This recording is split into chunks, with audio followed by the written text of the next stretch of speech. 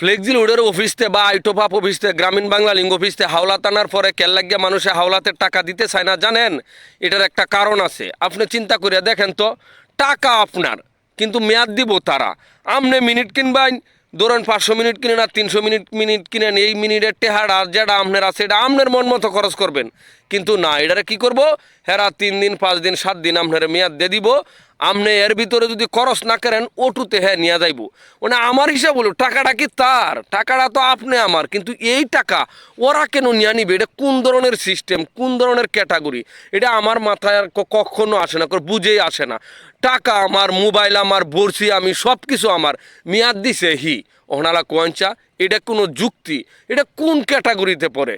যদি ভিডিওটা আপনার সাথে মিলে, আমার কথাগুলি যদি আপনার সাথে মিলে, তাহলে লাইক কমেন্ট করুন, যে শেয়ার করুন। যে আমি বুঝি না টাকা আমার মেয়াদ তারার, আমরা টেহা নিব গা হেরা সিস্টেমে ফালাইয়া, এই হলো অবস্থা।